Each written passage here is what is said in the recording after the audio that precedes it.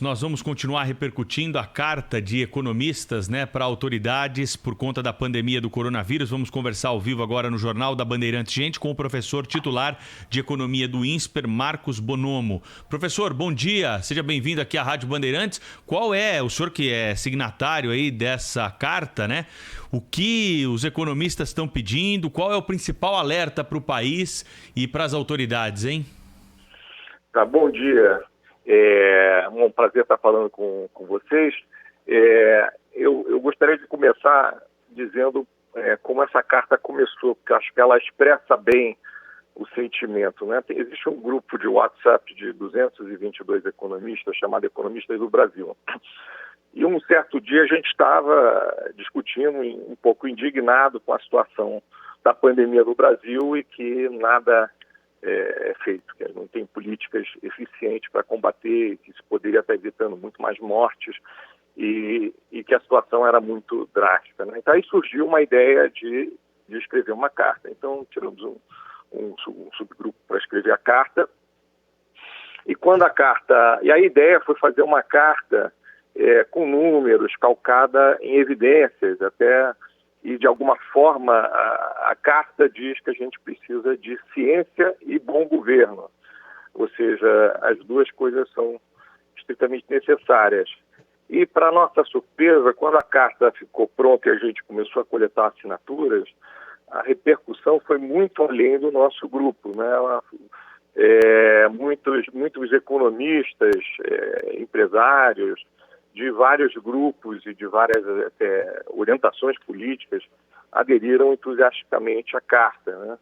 Então, eu acho que ela reflete, e é importante o fato, claro, tem várias cartas sobre a pandemia que vêm de pessoas da área de saúde. O fato dessa carta vir de pessoas, de economistas e de pessoas do ramo produtivo, eu acho que ela tem um significado, porque se coloca assim, se evita combater a pandemia muitas vezes alegando um dilema que é falso entre economia e pandemia. Então é importante que esse grupo de pessoas esteja dizendo que o combate à pandemia é prioritário, que não vai haver recuperação econômica sem que a gente supere esse momento desastroso, tenebroso que estamos vivendo nesse momento. Professor, a gente falou agora um pouquinho aqui na Rádio Bandeirantes com o professor Antônio Delfim Neto a respeito dessa carta, que tem um peso muito grande, porque ela coloca o setor produtivo e economistas de peso fazendo um alerta, dizendo, escuta, não está dando certo desse jeito, é hora da gente fazer diferente. E também, pela primeira vez, há uma manifestação pública aqui de alguns setores em relação ao descontentamento que há hoje com a gestão federal da crise da Covid.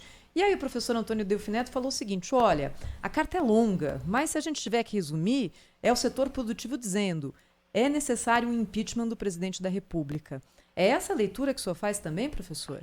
Olha, nós não somos políticos, certo? O que a gente quer é que haja respostas efetivas, que não estão havendo por parte do governo federal, a gente admite.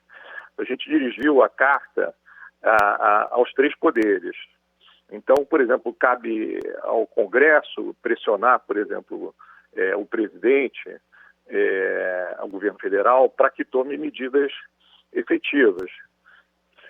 Quais são as consequências desse jogo de pressão política, se isso pode eventualmente resultar, caso não haja nenhum sucesso em mudança de rumo, em um impeachment ou não, eu acho que não cabe a gente aqui diagnosticar nós não somos políticos, de novo, vou repetir, não é nosso intuito. O nosso intuito é dizer, olha, algo tem que ser feito com muita urgência, está morrendo muita gente, a situação é dramática e vamos endereçar isso aos poderes da República para que eles resolvam entre eles como é que isso vai ser resolvido. E, obviamente, estamos à disposição para ajudar construtivamente em qualquer solução. Professor Bonomo, hoje na capa do Valor Econômico a seguinte manchete: abismo de renda ameaça a recuperação do consumo. As pessoas nunca estiveram tão endividadas, nunca comprometeram tanto sua renda, diz Lívio Monteiro, que é pesquisador do IBRE FGV. Nesse final de semana também saiu um artigo grande na The New Yorker, em que coloca a diferença de posicionamento entre Larry Summers, que foi enfim, uma pessoa de proeminência em outras administrações democratas e hoje em dia está na academia, e a turma do Paul Krugman, que também foi Nobel de Economia e que pede, né, que ainda mais estímulo, né? E está aí satisfeita com esse pacote de 2 trilhões de dólares que foi aprovado no Congresso.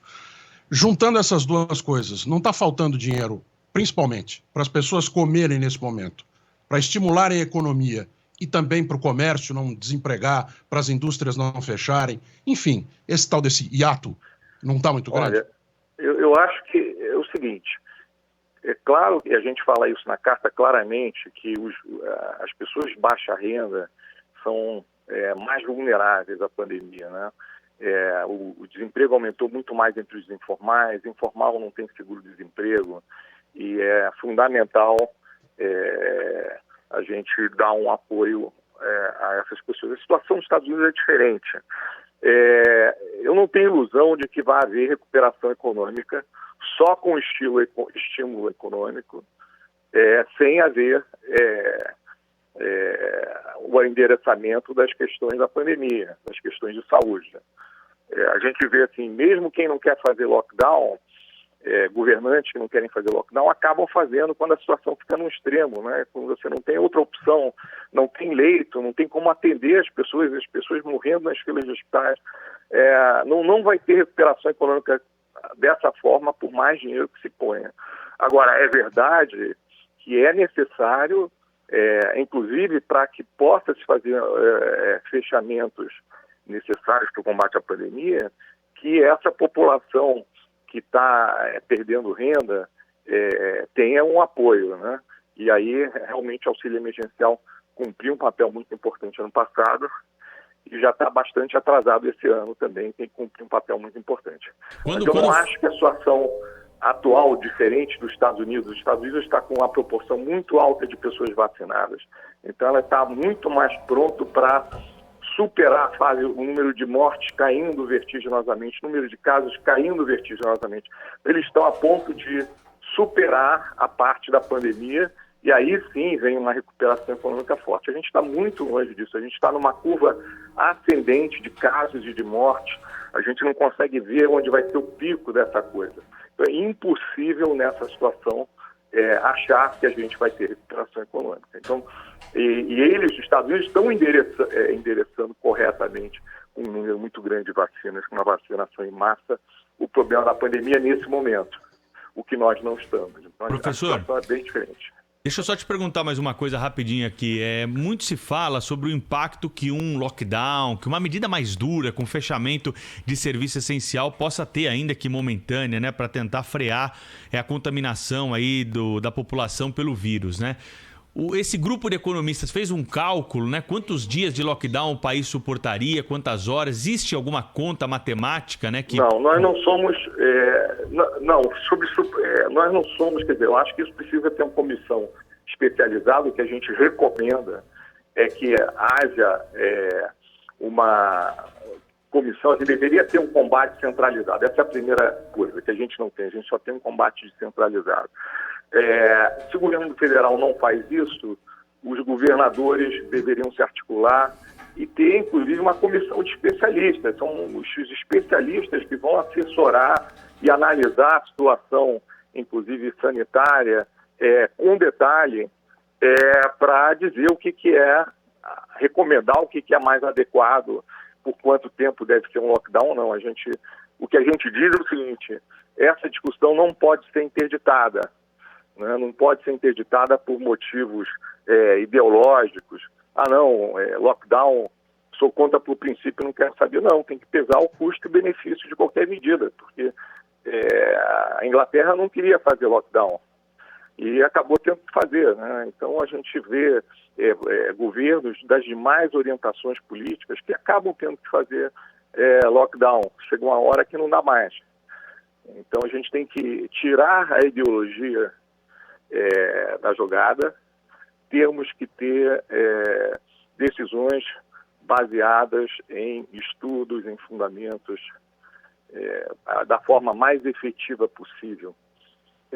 A gente não pode desperdiçar recursos nem tempo. Bem, eu queria agradecer muito ao professor Marco Bonomo, professor de Economia do INSPER, falando conosco aqui na Rádio Bandeirantes a respeito dessa carta aberta, assinada por economistas, por integrantes do setor produtivo, empresários, por banqueiros, pedindo para que haja um novo manejo da crise da Covid-19 no Brasil. Professor, obrigada, hein? Até uma próxima vez. Até uma próxima. Obrigado a vocês. Foi um prazer. Rede Bandeirantes de Rádio.